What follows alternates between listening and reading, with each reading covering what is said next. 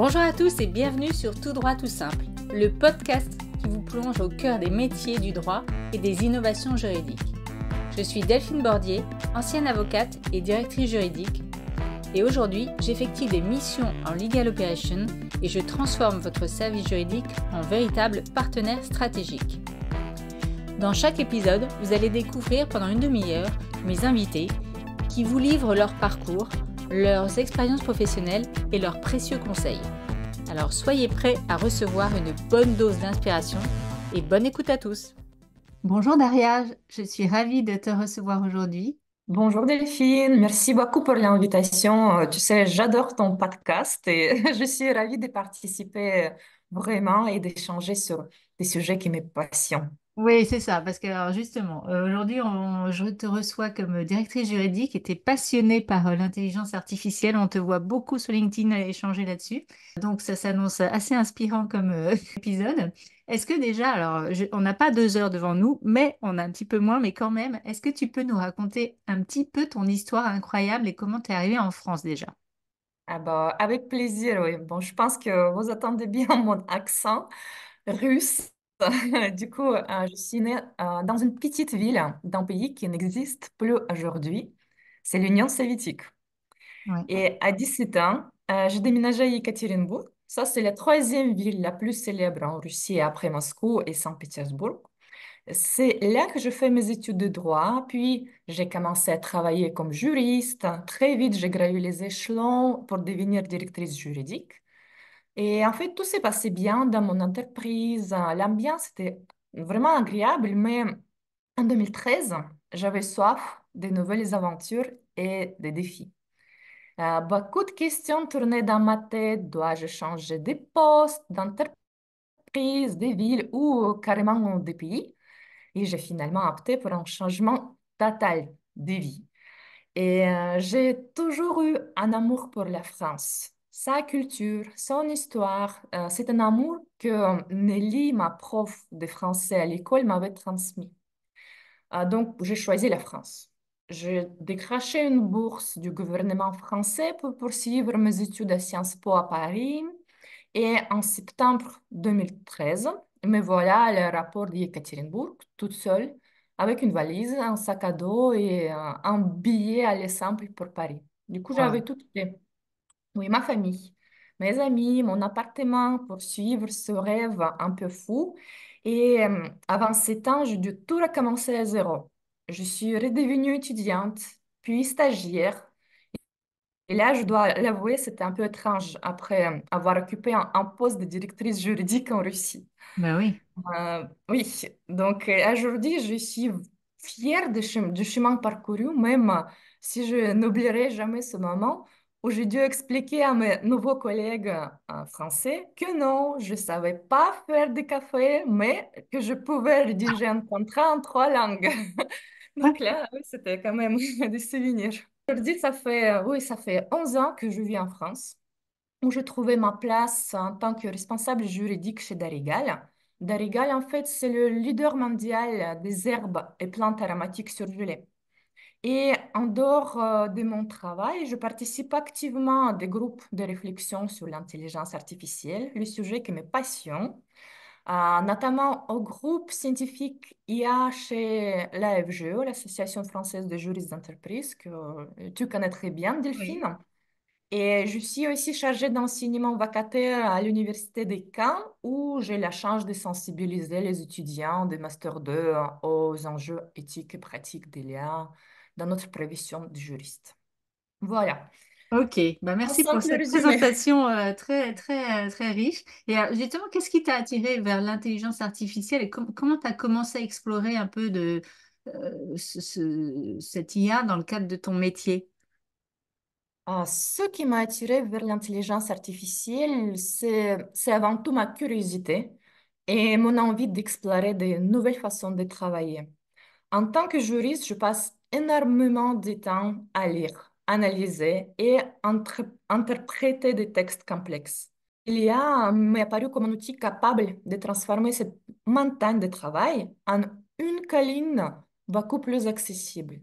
Mon premier contact avec l'IA a été assez révélateur. Donc, j'ai découvert comment il pouvait reformuler, pardon, les clauses juridiques complexes en un langage plus clair et accessible. Moi, j'adore le concept de legal design. Je pense que Delphine, Ah, je vais tu pas peux te parler contredire. Ouais. beaucoup, ouais, oui, tu peux pas parler beaucoup de ce concept.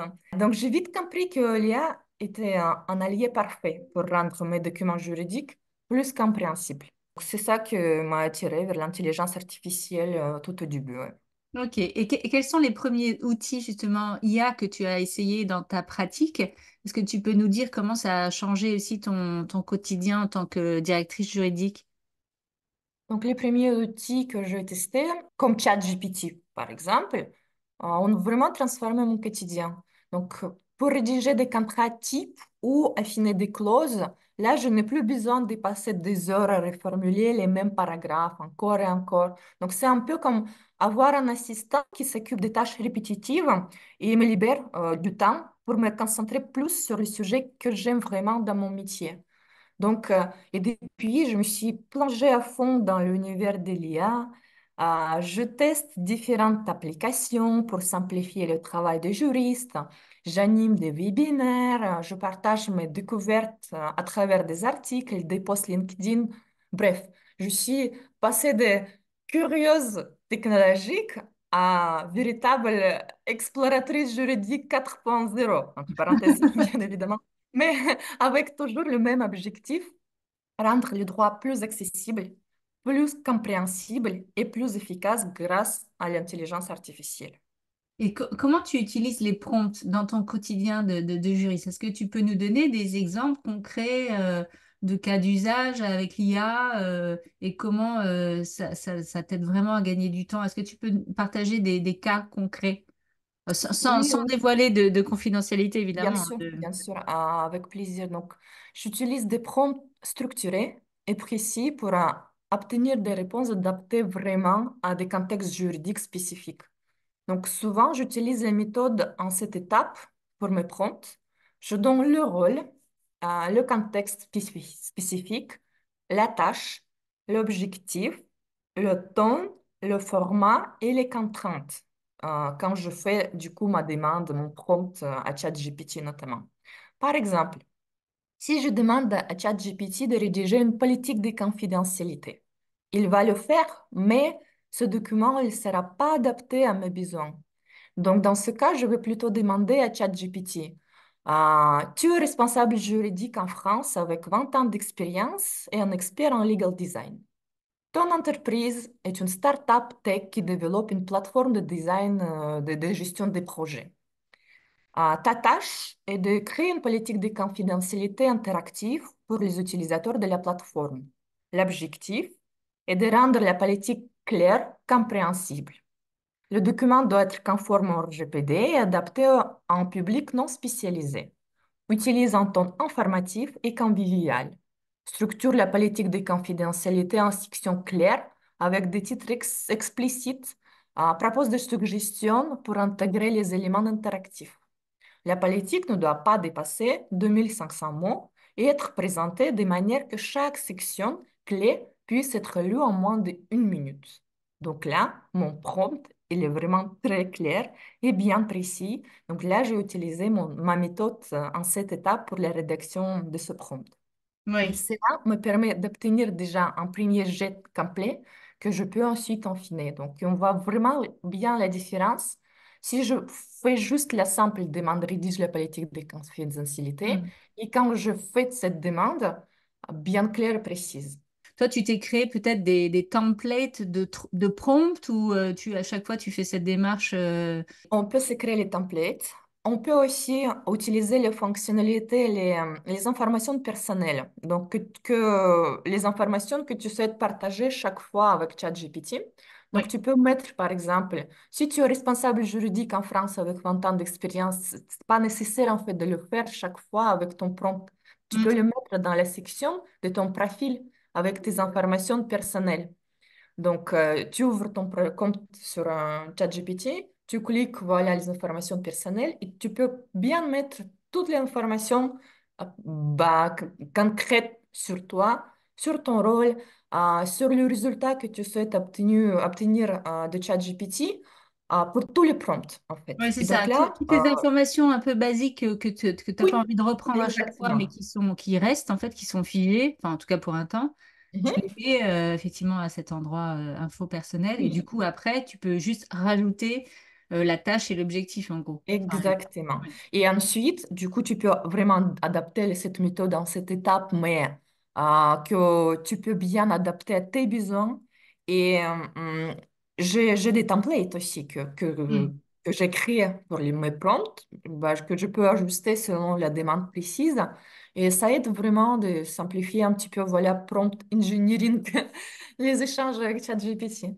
Oui, c'est Donc, ça, parce que sinon, enfin, ça aussi, ça gagne énormément de temps, en fait, mhm. et de mettre ses informations personnelles une bonne fois pour toutes, et de se créer des templates, des modèles, enfin, pour justement ne pas devoir à chaque fois remettre ces mêmes informations qui, en fait, sont un peu immuables. Sinon, automatisé. Sinon, on peut aussi créer les GPTs, donc les agents voilà, de Oui. ChatGPT, que tu peux adapter à tes besoins, de nourrir vraiment de ta data, vraiment de tes informations.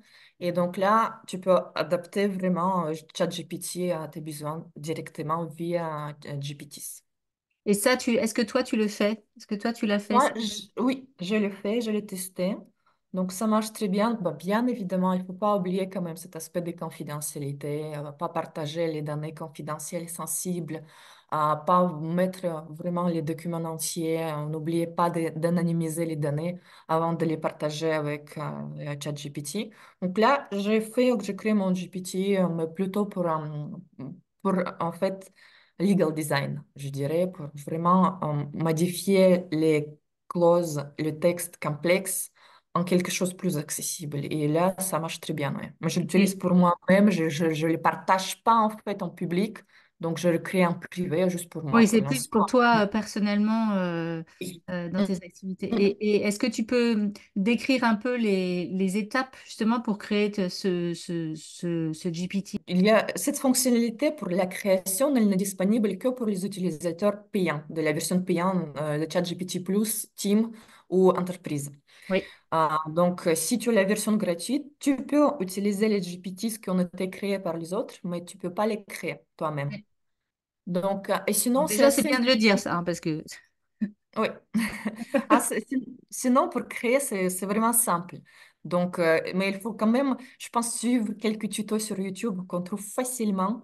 Et là, vraiment, ça aide énormément. Donc, Hmm. mais c'est assez simple à les créer. On dépose les documents, on donne vraiment les instructions bien précises. Et après, on peut affiner au fur et à mesure d'utilisation. On peut affiner notre demande initiale. Et du coup, ça marche très bien, ouais. Et quels autres outils ou technologies qui sont associés à l'intelligence artificielle tu peux utiliser, toi, dans tes missions de directrice juridique? Est-ce il y en a d'autres qui te paraissent vraiment indispensables? Bah déjà, nous avons mis en place un CLM. Oui. Donc, et notre CLM, ils ont récemment intégré les fonctionnalités d'intelligence artificielle pour la gestion des contrats. Donc, ça m'aide pour la partie contractuelle. Ensuite, pour la recherche de jurisprudence, bah, j'utilise Doctrine qui s'appuie sur l'IA aussi pour naviguer dans cet océan de décisions juridiques. Donc, pour les recherches de jurisprudence, ça fonctionne très bien. Et sinon aussi, si on parle d'intelligence artificielle générative, j'utilise aussi Perplexity AI, Mhm. qui a quasiment remplacé Google dans mes recherches. Donc, il va vraiment droit au but et me donne des réponses claires avec les ressources précises. Donc, voilà, ce sont plutôt ces intelligences artificielles que j'utilise avec le chat GPT pour mon quotidien de juriste. Et est-ce que toi, tu as rencontré des réticences en intégrant ces technologies, soit dans ton équipe, soit auprès d'autres départements dans l'entreprise? Et si oui, comment est-ce que tu fais pour convaincre un peu des bénéfices en fait de l'IA? Alors, c'est pas forcément dans ton entreprise, dans ton Oui. entourage Mhm. ou voilà, dans tes collègues ou est-ce que tu vois des réticences? Lesquelles? Bah, oui, bien sûr, il y a eu et il y a encore des défis à relever, comme toujours, je pense, quand on introduit des nouvelles technologies dans une entreprise ou dans notre entourage. Donc, le premier obstacle a été convaincre la direction d'adapter ces outils déjà.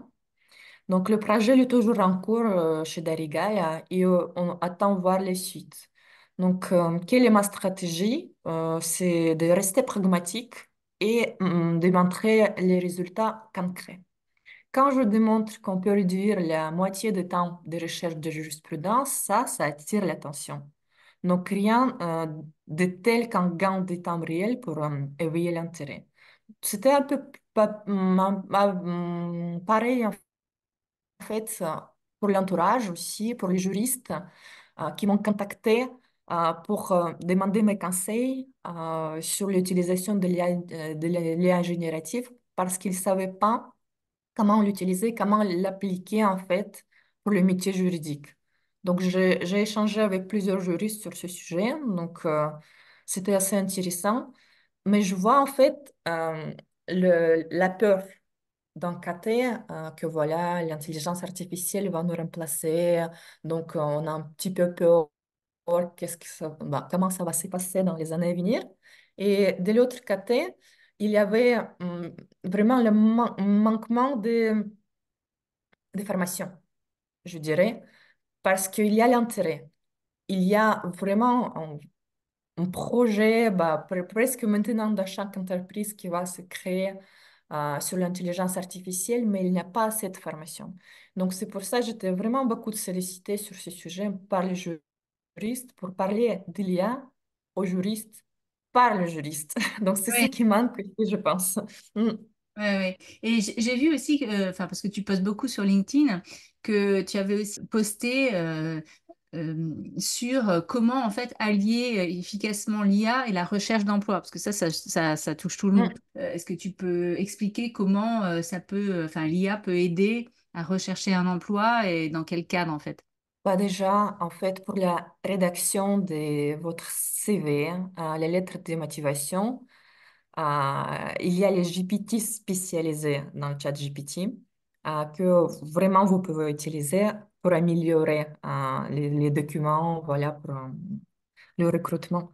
Donc là, je parle de vis-à-vis de candidat, en fait. Oui, Donc, candidat, il peut améliorer la communication. Donc, il y a la possibilité de mettre, par exemple, la description de l'offre directement dans le chat GPT, mettre, du coup, le CV, mais encore une fois, pas partager les données personnelles quand même, penser à les anonymiser avant de oui. soumettre, du coup, directement le document. Et donc, on peut demander à ChatGPT d'améliorer notre CV par rapport, du coup, à la description de l'offre proposée. Pareil avec les lettres de motivation. Donc, si on donne quelques informations supplémentaires à ChatGPT sur l'entreprise, on peut partager le rapport annuel, par exemple, quelque chose comme ça, qui est en accès libre, en fait. Et après, ensuite, voilà, on peut dire, voilà, je cherche un poste comme, par exemple, responsable juridique dans cette entreprise. Comment je pourrais tourner ma lettre de motivation pour attirer attention? Du coup, voilà. Donc là, ça marche très bien. Ensuite, pour le recruteur aussi, ça marche très bien pour la rédaction de l'offre. Comment mieux diriger, comment utiliser les mots-clés, comment donner plus, en fait, attirer plus de candidats en rédigeant plus clair et simplifier l'offre. Donc là, c'est vis-à-vis du coup le service RH, vis-à-vis du recruteur. Donc, et après, ensuite, bien évidemment, si on retourne dans le champ des candidats, donc ensuite aussi, comment rédiger les documents plus clairs et compréhensibles et ajouter ces mots-clés qui ont été demandés dans l'offre d'emploi. Donc là, il y a quand même ce jeu à jouer avec l'intelligence artificielle pour simplifier ta communication comme candidat, pour simplifier ta communication comme recruteur. Il faut vraiment trouver en fait cet échange. Donc, et je pense elle est là pour simplifier vraiment cet échange. Et est-ce que toi, tu vois une vraie différence entre enfin, évidemment qu'il y en a une, mais entre le chat GPT gratuit que tu peux avoir facilement et celui qui est payant? Est-ce que toi, tu as vu une vraie différence ou est-ce que finalement, pour l'usage un peu courant et personnel, est-ce que ça a un intérêt d'avoir le payant en fait? Est-ce que toi, tu vois une vraie différence? Bah, la différence déjà pour la création de GPTs, donc on a déjà évoqué. Oui, Ensuite, il y a quand même les limites en fait pour les messages. En fait, il y a plus de messages que tu peux envoyer avec les versions payantes. Et donc là, c'est vraiment utile si tu utilises assez souvent quand même ChatGPT. Après, pour le rendu, en fait, pour le résultat, j'ai pas vu énormément de différence entre la version payante et la version gratuite, surtout avec la mise en place de ChatGPT 4o. oui. Donc là, en fait, ça marche très bien, la version payante, la version gratuite. Ben, mon conseil, commencez déjà par utiliser la version payante. Et ensuite, si vous voyez que vous avez besoin de fonctionnalités en plus, ou Gratuite, tu vous veux dire? D'abord oui, oui, gratuite? Oui, oui, pardon, oui, gratuite, oui, oui, pardon, gratuite. Oui. oui, Après, au fur et à mesure, s'il y a les besoins d'augmenter le nombre de messages, de requêtes, de prompts envoyés à oui, ChatGPT, dans ce cas, oui, on peut bien passer sur les versions payantes. Et du coup, ça oui, coûte $20 par mois. Ça va quand même, je pense que si on utilise vraiment tous les jours et dans notre vie professionnelle, dans notre vie personnelle, donc là, c'est peut-être, ça vaut le coup, ouais. oui, oui. Comment tu t'es formé, toi, parce que je sais qu'on se forme beaucoup aussi en faisant, hein, c'est le Mm. learning by doing, mais est-ce que tu as je sais pas, des astuces, des ressources à communiquer, pour utiliser ChatGPT au mieux? Est-ce que tu as des tips? Bah, comme tu dis, oui, mon conseil, c'est la meilleure façon de maîtriser l'IA, c'est de se lancer, d'expérimenter. Après, moi, j'ai commencé par apprendre aussi, donc par suivre les formations. Notamment, j'ai suivi la formation gratuite des juristes de demande sur l'intelligence artificielle générative pour les juristes. Donc, Oui. c'était vraiment la base que j'ai appris via cette formation.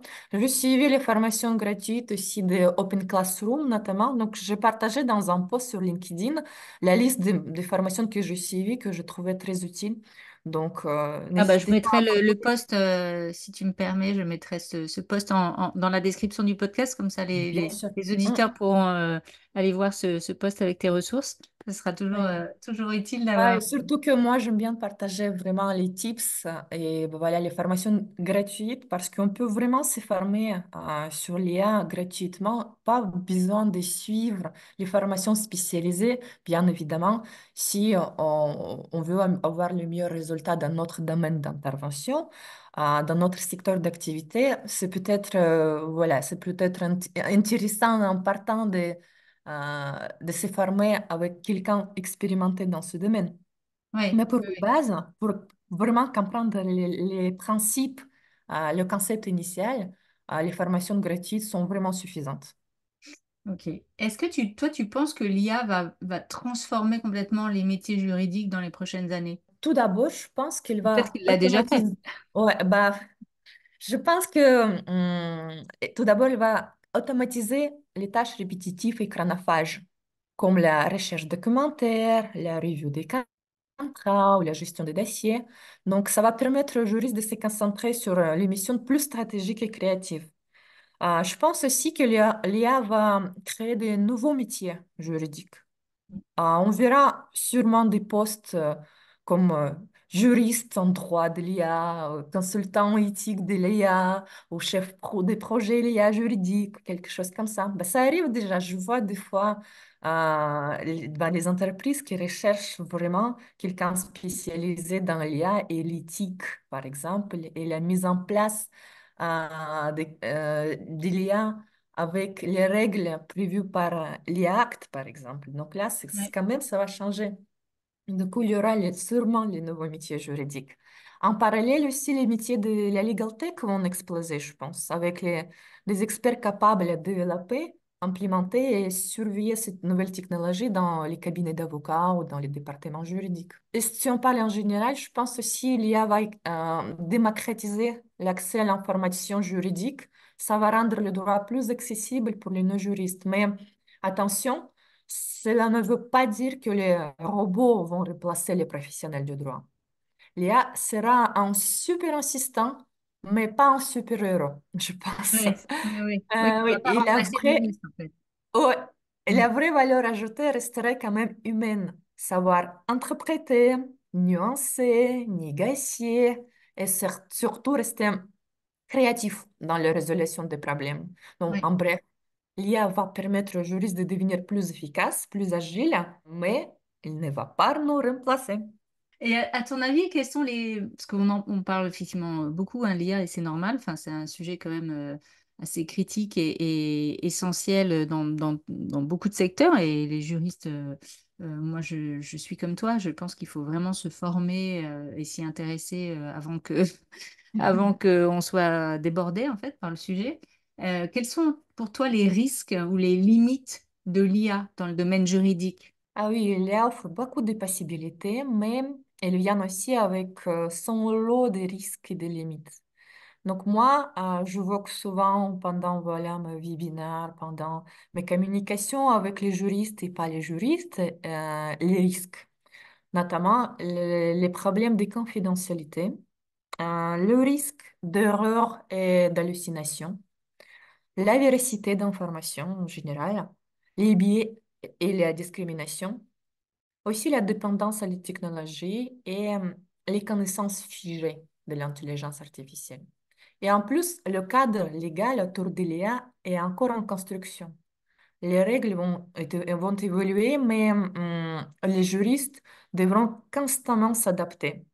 Et cela peut créer une certaine incertitude et insécurité juridique, surtout si les régulations varient d'un pays à l'autre. Donc ça, je pense que c'est aussi un risque lié à l'IA dans le domaine juridique. On arrive bientôt à la fin, Daria, de ce podcast. Déjà, Déjà, ça passe ça passe vite, hein? très très vite. Est-ce que je peux te demander, je sais pas, un petit mot de la fin? Est-ce que tu peux nous communiquer une petite astuce, un conseil pour les auditeurs, les auditrices, ou je sais pas, un secret que tu n'aurais jamais dit, que tu veux partager, ou les trois, je sais pas. Qu'est-ce que tu... Je te laisse le mot de la fin. Bah, je répète encore une fois, du coup, mon conseil que la meilleure façon de maîtriser l'IA, c'est de se lancer, d'expérimenter. Donc, n'ayez pas peur de tester, d'affinez vos prompts et de jouer avec les outils. Donc, plongez dans le bain et amusez-vous. C'est en pratiquant qu'on devient expert. Ça, c'est Et chouette, ça. aussi, bon, je veux juste ajouter un tout petit mot, l'IA est là pour nous simplifier la vie, pour faire gagner du temps et même nous ouvrir de nouvelles perspectives, mais il reste un outil. Donc c'est à nous, juristes, de la guider, de l'encadrer et de s'assurer qu'elle respecte nos règles du jeu. Bah écoute, c'est un très beau mot de la fin. Je te remercie beaucoup, beaucoup d'être venu sur le podcast pour nous avoir partagé toutes ces astuces. On a bien compris que tu étais passionné, donc j'espère Eh que oui. ça va inspirer plus d'un. N'hésitez pas à aller voir les posts de Daria sur LinkedIn. Elle est très prolixe dans la matière. Et puis moi, je te dis à très bientôt, Daria. Merci beaucoup Delphine, c'est vraiment un plaisir d'échanger avec toi, donc à très bientôt. À bientôt. J'espère que cet épisode vous a plu. Si c'est le cas, s'il vous plaît, prenez 2 minutes pour me mettre un avis sur Apple Podcast ou sur Spotify. Ça aide grandement à faire découvrir Tout droit tout simple au plus grand nombre. Vous pouvez me suivre sur LinkedIn, sur ma page Delphine Bordier et sur celle de Tout droit tout simple. On se retrouve très bientôt. D'ici là, restez inspirés.